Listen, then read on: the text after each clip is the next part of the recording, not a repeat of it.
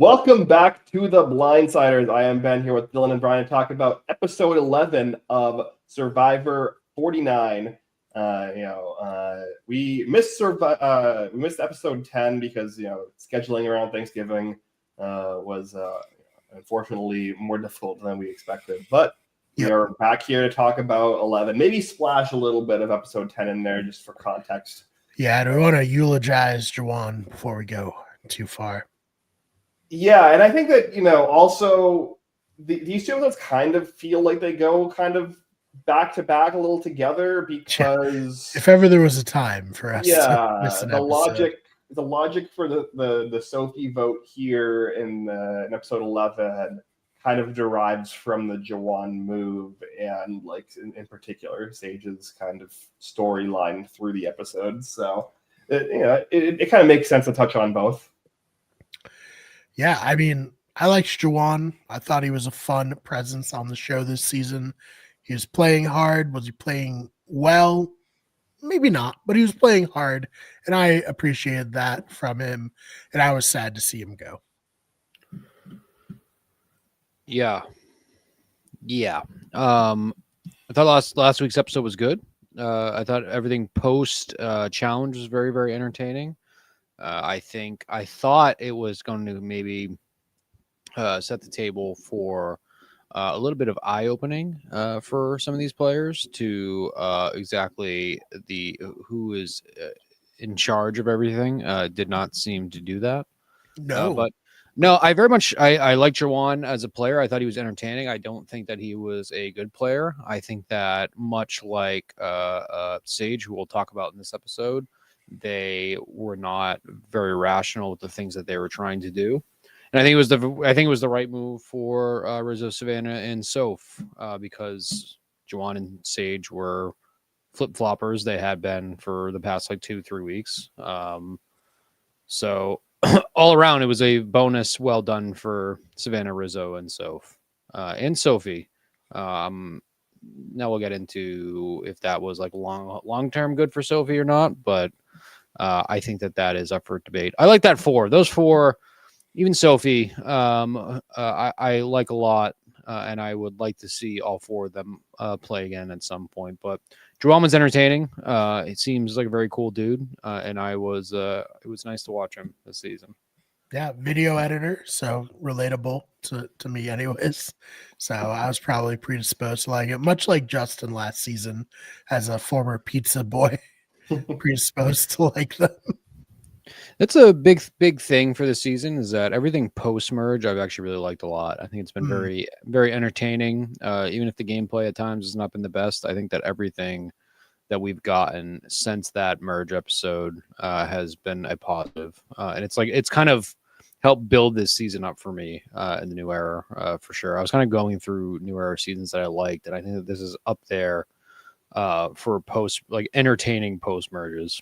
Oh, so that's big. That's quite a turnaround. That's a big plus for this new era, especially when I was ready to stop watching. 2-3 episodes, and I do think it's like a new era all time, like bad pre-merge. But it turned around pretty quickly.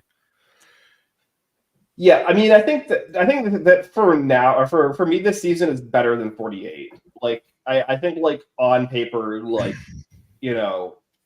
if 49 and 48 aired in opposite orders, I think most people would definitively say that 48 is worse. I think the people who might be still more heavily down on 49 is just because it is the 9th season in a row of the new era, and the fatigue has set in to a point where all of the little things are that much more accentuated.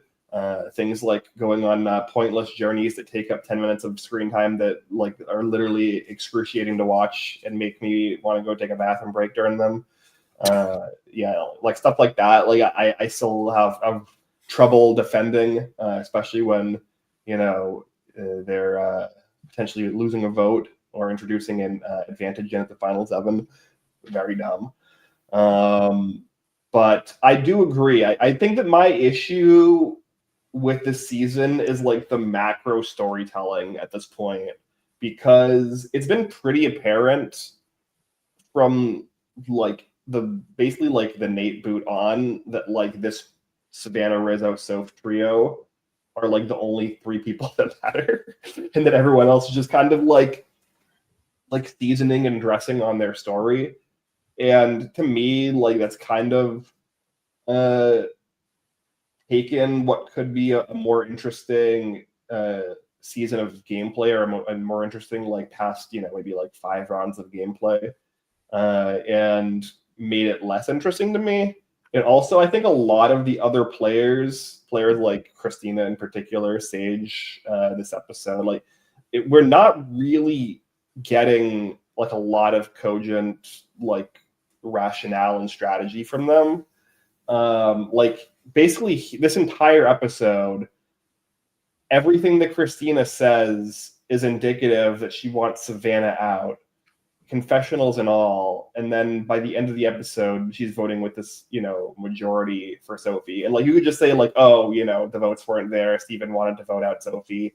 Like it was going to be, 5-2 or 4-3, and she just jumped on the majority because she knew she had no control. But like that to me does not like make me take her as a player seriously, and I've basically just completely written her off at this point.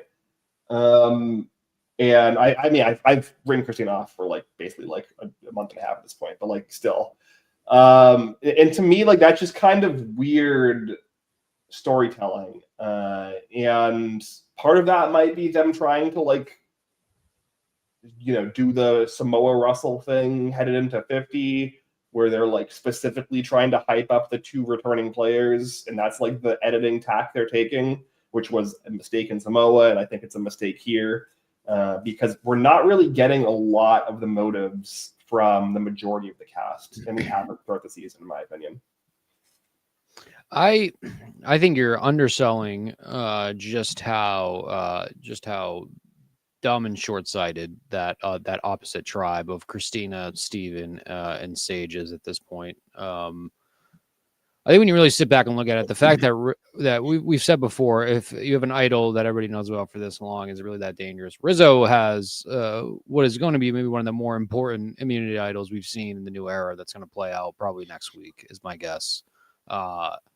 It's now the fact that we are now going into final 6, right? With Rizzo still has his idol that everybody's known about for about 5, 6, 7 tribals now. One that he basically threw in their face last week and fake played a fake idol. They are still allowing that to be in the game. They don't know that there's knowledge is power still out there, which I don't know how useful that's going to end up being, but that's still out there.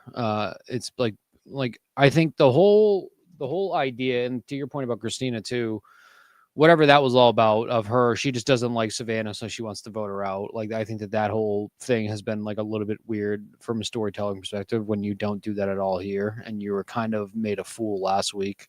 I think no one rationally pointing out why are we voting out Sophie when like pretty much at the worst she can just end up being a swing vote for us if we can really utilize her, especially when you have multiple people of Soph and Sophie saying that they're willing to throw Savannah under the bus. I understand Sage not being fully on board for that and not fully trusting that. You really don't have too much more to go after in this game to try to put yourself on top. To just go after Sophie because you think that, and that's kind of been Sage's whole thing. I've said it from the jump. I think Sage has really been building it up for the cameras, and I like Sage. I've come to like Sage, and she seemed at first like she had a head on her shoulders for what was the right thing to do in this game, because she's wanted to go after Savannah for quite a while now. And I know it hasn't really been a secret for everybody that Savannah is doing well. They need to get her.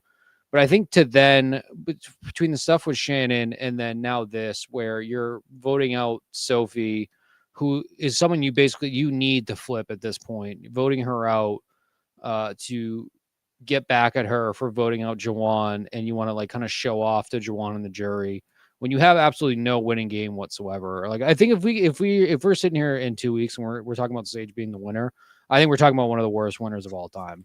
I don't think we have to worry about that. I don't either, but it's like, if you're kind of sitting there watching this without any sort of additional knowledge, like I don't know obviously she doesn't know who the winner is when she's kind of doing this. Like, I think that's just like really, really bad gameplay. I think it's really short sighted. If Rizzo wasn't, and people are very split on Rizzo. Apparently, people don't like Rizzo for the most part. From what Yeah, we're talking about that. Before the podcast, me and Brian were before you jumped in, Dylan, kind of going over some pre podcast things. There's this comparison that I keep on seeing between Rizzo and Xander that like I cannot wrap my head around, and it really I think it took so long for so many people to understand why Xander lost 41 that they've like kind of looped back around to like internalizing all of the wrong things about it and like just projecting those things onto Rizzo, and I don't think they're comparable at all. And I was one of the main people throughout like basically the start of 41 beating the Xander can't win drum. He's overrated. Like everyone who's saying he can win are missing the forest for the trees. And like, I don't think that's the case with Rizzo. The reason that that Xander lost 41 and everyone's like, oh, it's because he had this public idol and everyone's like allowing him to just get through. No one's going to try to vote him out even though he has this idol. It's like the reason that people allowed that to happen with Xander in 41 was because he had no agency. He was not driving votes. He was like basically he was basically a non-entity in the strategic game, and everyone kind of like universally just agreed that he had no social presence, had no strategic game, he couldn't win, and they were like, fine, like he can just coast to the final four, and then if he's there, he loses, and we're all just gonna agree that he's our collective GOAT. That's not what's happening with Rizzo. Rizzo is driving the strategy of the game and has for the last like 4 or 5 votes. Like he's like almost single-handedly just picked the boot order since post the Nate vote off. Like he flipped the vote from Sophie onto MC. He called out Alex as a target directly and was like, I need to get Alex out because he's the one flipping back and forth. He's a swing vote that I want to be in. He is the one who moved the vote onto Jawan. Like obviously that was a collective thing, and then here. He is the first person we see on the show calling out Sophie's name at the reward, and then that ends up being the unanimous vote. Like the story we're being told is Rizzo was running the game. That was nowhere near the story that was being told about Xander. People just like invented that as a thing that was not true in 41 because Erica's edit was so bad. Yeah, and basically before the podcast, I said it's because Xander was handsome, so people wanted to believe that he was going to win. Rizzo, same boat as us, big nerd. Some people aren't as generous with their evaluation of his game. Yeah, I think a lot of it comes down to like there's a segment of people that are just annoyed by Rizzo's presence on the show or like his personality, and then which we've embraced the Riz God on this show. So I love Rizzo. I'm very excited. I'm very excited to see Rizzo play against real Survivor players next season. And for me, like it's apples and oranges, not just the same at all. And right now, like I've been pretty confidently saying I think Rizzo is the winner of the season for like the last 2 or 3 weeks. See, I am at the point now where I do, because my one Rizzo takeaway from this week, even though I still think he's playing a very smart game, is I do think that he is kind of, his head has gotten too big for his shoulders. I think it's the second time I've said that in this podcast for kind of with the tribe that is currently there, and maybe with the jury, where I wonder if that will be the kind of the deciding factor between Savannah and him. Where Savannah has played, I think people have become so obsessed with Savannah. Yeah. But I do wonder if it's almost like a blindsiding thing for them. And I think Savannah has played a winning game to this point. I just don't think that she's played a winning game when you're comparing her to Rizzo. And I agree with you. Like, I think if I was just watching this game completely blind, I would too think Rizzo is the winner at this point. I'm just that's like a scenario I can see playing out. But I also agree with you. Now I'm more aboard with Rizzo winning than I ever have been before. I just think that potentially that's the scenario we're going to see. I think that would add a really interesting element. I think either way, it's going to add an interesting element to 50 with those two. And shout out Brian Wong, longtime listener. to other podcasts. Hopefully not first time listener to this, because Brian Wong is not aware of season 50. There are people out there watching it. Yeah. Like that. So, I think Rizzo's kind of like, it's both showboaty ordeal he's kind of got going on. I think it's fun to watch, and I think it was very well deserved at the last tribal, because once again, Juwan had now betrayed him like 2-3 times at this point, and was going to try to stab him in the back, and was actively trying to get him to flush out the idol in that tribal. Like, I think that's a big thing that gets lost with a lot of people, where I like Juwan. I think we need to not pretend like Juwan was some like saint, like that he was like playing this like goody two-shoe game. Juwan was very much a flip-flopper and was out for Juwan. Juwan was very upset whenever something was going against him, as like most humans are. And I think that when you take that out on Rizzo, that's dumb. I'm still a Riz God believer. I am like officially probably 50-50 though on winners for the season. I am split between Savannah and Rizzo hardcore. Part of me at first got very nervous for Savannah during this. And then like the edit quickly steered away, because we hadn't heard from her at all. But yeah, I'm curious to see how it does play out, because like I said, I think the other tribe is playing so bad. And I pulled up an interesting article that was just written, because I did have a question about if the knowledge was power, if Stevens block vote was activated, if it can still be stolen. And I saw other people asking about, because he didn't officially play it in this episode. And I guess once it is activated, it cannot be stolen. So that's why the knowledge is power. I'm just not entirely sure how much that's going to come into play anymore. Especially if Sophie had played that last week. That's the other big thing to talk about, I guess, from last week, is Christina playing her idol. If Sophie had stolen that idol last week, I think that was the time to do it. I don't remember if she knew about Christina's idol at that point or not. She didn't know, but she suspected. So that's a frustrating, where I thought we were going to get a very successful knowledge is power, and I don't know if we're going to get that anymore. But I don't have the faith in that faction to play it correctly. Them being Steve and Christina Sage, to play that advantage correctly. So I guess we'll see on that. But yeah, it's very impressive that the knowledge and power has just not delivered in any season, including Australian Survivor. I in fairness, I don't know if it's been on multiple seasons of Australian Survivor, but the latest season it was on it, and it also wasn't anything. Just like, can we just trash this one? I don't like. What are we doing here? Yeah, I don't get I don't get the obsession with it, because it's like, it's both an overpowered advantage and it's never worked somehow. Right. So like, it's literally the worst of both worlds, where it's like, it's never delivered in terms of entertainment value or like, agency in the game. And even if it did, it probably wouldn't be that like, it would feel kind of bad. Like it's the same thing that we saw like in Island of the Idols with the idol nullifier on Janet, right? Like it's the same kind of vibe. Like, yeah, the idol nullifier worked in David versus Goliath kind of accidentally. But like that also is like kind of a badly designed twist or advantage. And I think it's less badly designed than knowledge is power. And the knowledge is power is like, it's actually insane that it hasn't been used correctly, because it's so easy to use correctly, and then just no one has done it.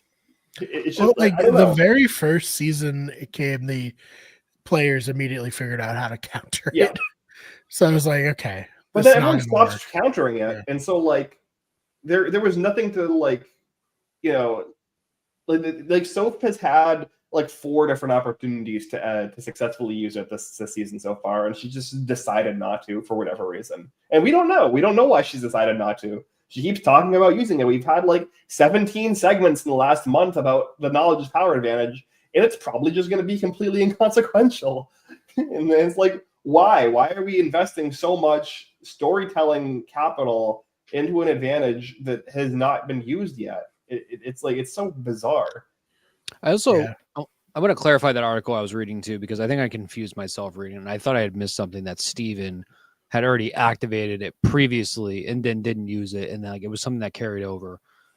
So that obviously did not happen. This is a hypothetical of Sophie can only use her knowledge power at tribal, and he can only activate it before tribal. So then it's like it cannot be stolen. She could have stolen it tonight. Yes. If he plans to use it at the final 6, she won't be able to steal it at the final 6 tribal council if he does the block. So it's like this was the moment if she wanted to use it on Steven, this was the moment. If she wanted to use it on Christina the time before, that was the moment. She had the opportunity to use it on MC and chose not to use it on MC. And it's like, is her plan to steal Rizzo's idol next week? That's the only thing that makes sense. It's like the only thing she can do with it at this point is at the final 6 steal Rizzo's idol. And it's like, what value does that give her at this point? Because she probably just has to play it at that, like she's just, I guess, using it. She just steals it to play it on Rizzo. Yeah, like where is the waste? Yeah, where's the movement from Sophie? Like, is she just like, okay, I steal Rizzo's idol, blindside Rizzo, use the idol on myself, I get to 4 with Steven, Christina, and Sage, and then like I am the universally considered target in the fire making. Everyone's going to try to get me out. And it's like, okay, well, maybe she's just like, okay, I get myself to there, 50-50, I win fire making, I win the game. Like, is that her path? So if that's her path, we have no indication that's the case, because that's not what we've been shown in her confessionals. Maybe she can really sell it where she convinces Steven, Sage, and Christina that she is ready to flip. She shows them the knowledge is power. She's like, and then they in confidence tell her about the block a vote. She says, okay, let's go after Rizzo. You block his vote. I'll steal his idol. We all put votes on him. He's gone. Mm-hmm. Mm-hmm. Meanwhile, she is going to steal the idol, play it on Rizzo. They're gone, which at that point I'm like, okay, Sophie's got to win at this point. I guess that's the only winning way I can see that. Would that even be winning? That's pretty like brutally burning people for no reason. It's like very convoluted for no reason.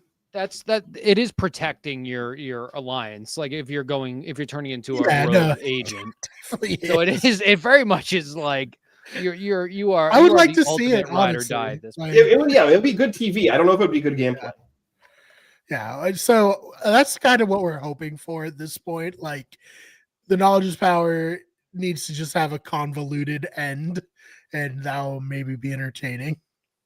If that plays out, it's pretty sweet. I agree. As someone who loves, flashy but maybe somewhat pointless moves or convoluted moves, like, I'd be into it.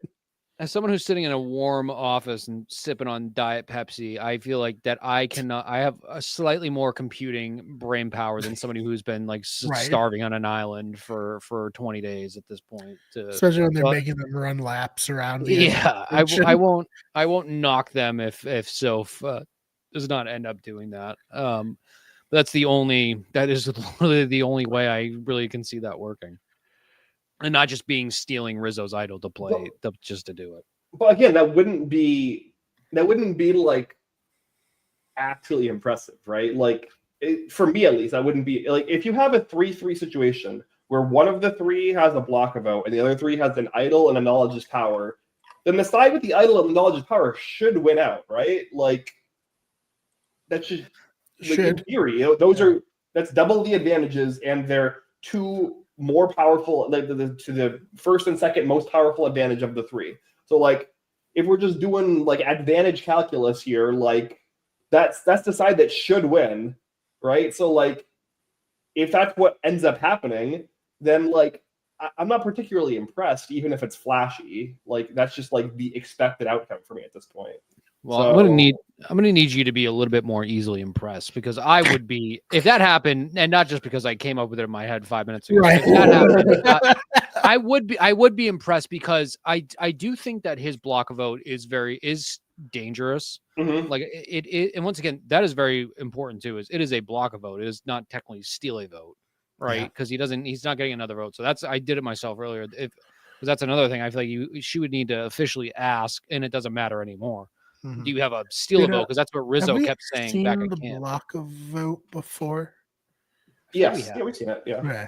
Yeah. No, but I like, can't remember. There's no, so many. So to my knowledge, the way the knowledge of power works is you choose idol or advantage, and advantage is just a catch-all term for everything that's not an idol. So I think that she could still have taken it. She just has to play it on Steven and say he has an advantage. And I think she has to ask, right? Isn't yes, yeah, she has to ask, but I think the parameters around the asking is you either say, do you have an idol, or you say, do you have an advantage? And advantage is just everything that isn't an idol. Gotcha. And so she knows he has something that isn't an idol, so she can just ask, do you have an advantage? And she gets it. I thought that. Go ahead, Brian. Here's a question for you guys. Legacy advantage or knowledge of power, more of a flop? I mean, legacy advantage caused advantage getting. Right, so, that's true. So the worst moment in the history of the show. Yeah, it's not a flop in the same way that the knowledge of power is. Knowledge of power is a flop because it's taken up like a collective 7 hours of screen time in the new era for nothing to happen. Whereas the legacy advantage has caused things to happen. Just it's arguable whether those things are good or not. The very first time the knowledge of power was played, it was defeated too. So that's like immediately. That's like the other big things that it was immediately defeated. In fairness, Ken playing the legacy advantage is also pretty lame and showboaty for no reason. So, not the best. But Sarah getting the legacy advantage, was pretty smooth. But then, it ended up in advantage getting, which was horrible. So, yeah, I mean, I think the moment of Sarah blindsiding Sierra but still getting the advantage is better than anything. Probably more compelling than So even if the advantage itself caused the advantage getting Suri going. Yeah, I'll make this a clip for TikTok. So it's just I don't know. I think Survivor has struggled to make a good advantage or twist since Idols. I don't think they've done a very good job of coming up with something better. They kind of took a few seasons to perfect Idols, and then ever since then they've been trying to recapture the magic that Idols. Exile Island was good also. They just have not done it for 20 years or 20 seasons or whatever. Yeah, I think the issue with Exile Island is that it's kind of they kind of exhausted all of the potential out of it in the number of seasons that it's run, and there's just nothing particularly compelling to get out of it that we haven't already seen. Right. I think a big to kind of dial it back from advantages and to kind of go back to Sage, because I'm still incredibly frustrated with all that. I think because you go back to her saying the beginning of the episode to Sophie in a very emotional state, obviously, because you quickly just realize that you have blown your chances at winning realistically at this point, of saying that you just handed Savannah $1 million. I was going through kind of when the whole thing with Juwan and Sage kicked off, of when they initially sided, and they've been saying they needed to get Savannah and Riz out forever and to flush out that idol. And once again, they still have not done that. That initially that they voted out, they decided to vote with Savannah and Rizzo when they kind of kicked this whole thing off by voting out Alex, because Juwan was upset that Alex did not tell him about that Alex did not tell him about Christina's idol. Was that what it was? Juwan was upset with Alex about something. Juwan was upset with Steven. That Steven had not. Juwan was upset with Steven about that for whatever. So obviously, once again, voting out Alex kicked off kind of like this whole Savannah and Rizzo growing stronger and stronger post merge. So that was mistake number one, obviously. The second was clearly you then take and you vote out Sophie, who was the only other really kind of like the last swing vote, once again, realistically, that they had left to kind of pivot towards that. I think that Sage and Juwan have almost done more at this point than Sophie did to enable Savannah and Rizzo. And I think that's once again, I feel like I'm rehashing why I disliked Sage in the beginning, because a lot of it felt like very performative. And I think that Sage has shown herself to her mindset in the game at times is correct. And once again, she had her sights set on Savannah, which I don't give her too much credit for being that early, because I think a lot of people are, and apparently a lot of people just don't like Savannah. Like even like at the tribal today, Mhm. Christina. From what we saw from Christina, that was a lot more kind of just, quote unquote, mean girlish than anything we've seen Savannah do to them at this point. It seems like Savannah's biggest mean girl thing she's done has like won and played hard so far. But once again, edits are edits. So I don't know what is going on behind the scenes to why they all hate Savannah. But I think that it's no Mitch. It's no Mitch just sitting there being like, I need to make this move. I got to make this move, and then not doing it week over week, where there is like still the drama and the entertainment there of it happening for Sage. And obviously we already talked about Jawan being entertaining, but man, talk about just not having any sort of self-awareness to what you're doing, and then calling out Sophie for saying you're giving Savannah $1 million. Because I still thought, and this is the other topic we talked about last week, I thought Sophie flipping on Sage and Jawan was the right move for her last week. And I think I don't necessarily know what her path forward with Savannah and Rizzo would have been, but I thought Sophie was still a very strong player in challenges to that point. So I do think that realistically you can think when you make that move that a bunch of people on the other side have been flip-flopping. Steven and Christina, what she talked about this week, have not opened up to me at all. Like it's kind of on the opposite side of Sage and Jawan, and Sage this week voting on Sophie, just like not considering numbers, where these other people have taken me in. Clearly we saw this week they were very easy to throw under the bus because they're doing it properly. They're playing the game in the proper way and protecting their threesome. But I think that Sophie doing that was smart. And I think that also selfishly, I was like, we're going to get a lot more Sophie and Savannah kind of going at it towards the end, which I thought was very exciting.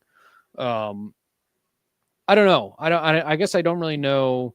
I don't know what the thought process is for Sage and Jawan. I think that's my overall thought, is I don't really know what their goal was. Like they never really seemed to really stick true to any like one alliance. Like I completely forgot Jawan started this game with Savannah and Rizzo. I completely forgot about that because Jawan has bounced around so much at this point. I don't know what their end game goal was, because they did not establish any other outside relationships. Yeah, I mean, I think that's kind of what I was talking about when I was talking about the storytelling earlier on. Yeah, like we aren't getting that from anyone other than the trio. And we haven't basically the entire post merge. And so I think that's part of what makes a lot of the strategy kind of like frustrating and confusing, is because we're not getting those perspectives and those motives. Like the bits that we are getting are like contradictory and feeling like they're just kind of like used in the moment to build up the individual suspense for the one tribal council for that singular episode, rather than like some kind of overarching strategy that somebody has. And like I mean, at this point, it's just because it's clear that one of Savannah, Rizzo, or maybe Sophie is the winner, and that's just how they've decided to tell the story. And yeah, I don't really know what Sophie S, the Yellow Sophie's kind of plan was here. I guess her plan was that she just assumed everyone else would be like Savannah and Rizzo as a duo, or Savannah, Rizzo, and Sophie as a trio are going to be a bigger threat than me, which, like, I mean, that makes logical sense. Like, I would expect that to be the case. It didn't end up being the case, but like, I would expect that logic to play out, and it just seemingly didn't, because I think that Savannah and Rizzo are better players than her and outplayed her. I mean, yeah. We still have an idol. And one of the better immunity players in this season. So it's just like, I don't know. It's very shocking. And I think at first I assumed that's what was going to happen, just because I didn't really think Rizzo or Savannah were going home this week. But I think after letting it settle, I'm like, wow, that was just a really stupid thing for all of them to do. And Steven, I get, yeah, okay, great. This is a situation where I don't have to play this advantage, and we can kind of like catch them on their heels next week, and basically limit them down to where we're almost guaranteed to vote out one of those two. But now I think Savannah wins immunity. I think that they're going to botch this, because I still see a final three of Sophie, Savannah, and Rizzo. Like, I don't see them being able to pull this off. And if they do, it's just not satisfying because you just know that they're not that Sage, Steven, and Christina are just not going to be the final three there. That's not going to happen. Yeah. No, I think that's totally fair. I don't really have much else to add from this episode. What do you guys think? I think Rizzo is. I know we touched on it earlier. I think Rizzo is a grade A player from the new era. I really do. I think he checks off a lot of boxes that we've been looking for players. I think he's smart. I think he's very strategic with the things he does. I think that he's batshit insane for the fact that he still has an idol. I think that's crazy. And I think that Savannah, I think Savannah is someone I am going to be very, very interested to see play again outside and like based on how the season ends. I think that's another. I think once again, I think kind of seeing her go at it with somebody like D could be very, very interesting. I think that set up, and I also see why. Though they are the two they chose from this season, they are really the only ones I can see going head to head with like someone. I mean, like Colby. I hope to God Colby has a good showing because I think like you see some of them who has mentally kind of gone through the toughest parts of Survivor to then come in and verse this new era. I'm really curious to see how that meshes up. But I can clearly see why they're the two that was chosen. And it makes me very excited for 50, honestly. The one thing I think they've done really well in the past new era seasons is casting.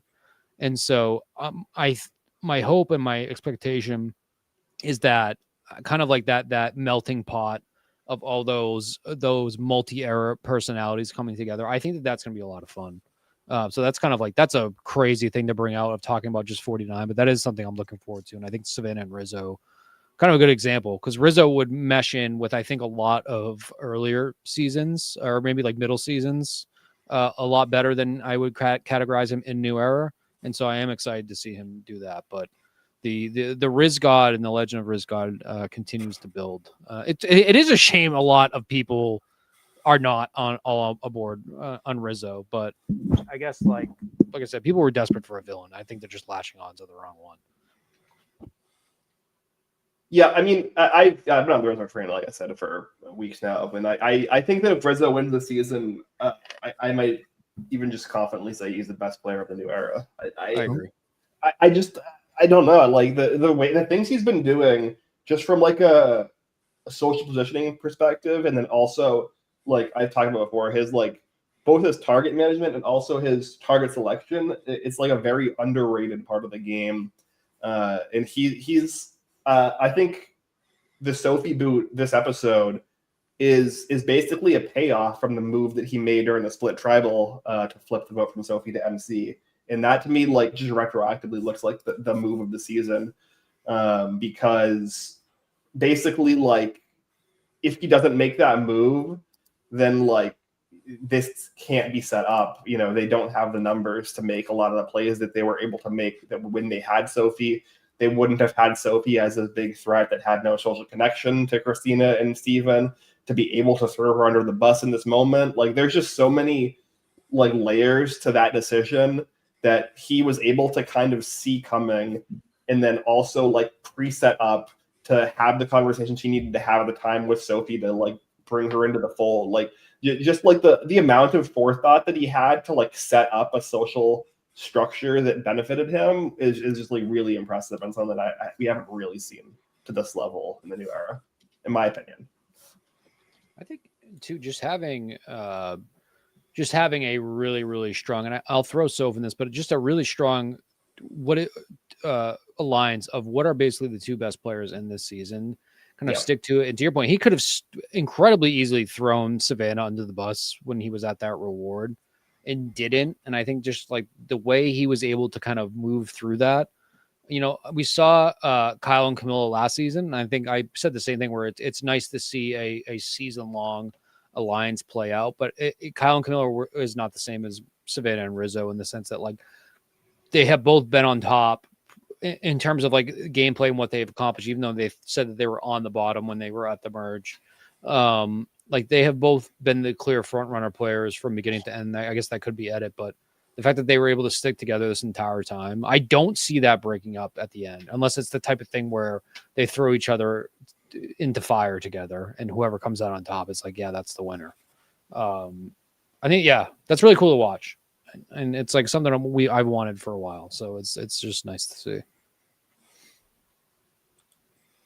Yeah, no, agreed. Should be interesting as it comes down to it. We're getting down to it, right? Only 2 more episodes. Yep. Crazy. Final 6, and then final 5 is the finale. So yeah. And season 50 right on the horizon. Yeah, I got like before that, the Traders. So true. Yeah, so we'll be back to the Traders in January. First week of January, Traders comes back for season 4.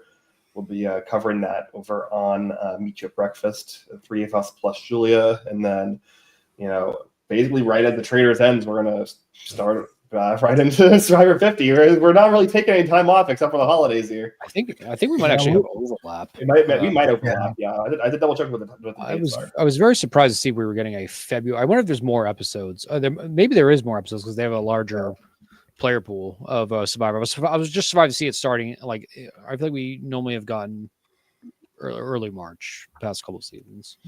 Yep. For spring ones. Yeah, very exciting. Very excited for Traders too. Yeah, I wonder if we'll get a winter Big Brother season. I'm still holding out a little bit of hope for something there, but if we do, I have not room. We'll be back to cover it. Yep. So check us out there. And yeah, other than that, we got lots of stuff on the main channel. We can get everything. Put out a couple of videos already this week. See if I do any more. We'll see what happens.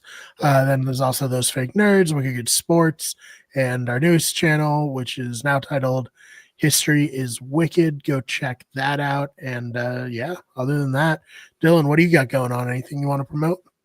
No, nothing to promote right now. I have been playing some fun games. Nothing I've been streaming. I just downloaded Manor Lords on Steam, which is a medieval village building simulator. So that's been a lot of fun because I've been playing a lot of Age of Empires, but I wanted to not have to deal with the combat and more of the constant building of my army and more focus on my village. So it's a game that's in beta, but it's on Steam for $30, and it's very cool. I've been having a lot of fun with it. It's like top down view, but then there's a new where you can go third person, walk around the village, which I thought was pretty sweet.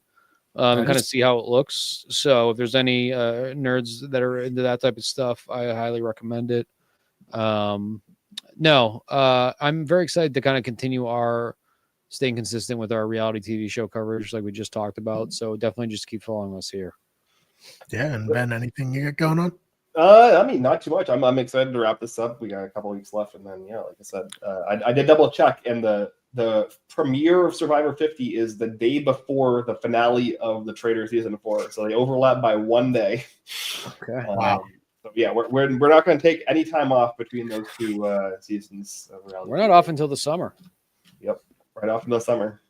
So, yeah, and then Ben and I are right back at it for Big Brother. Big Brother in the summer. So should be fun. Looking forward to it. If you liked this, please subscribe. Check us out everywhere else, and we will see you in the next one.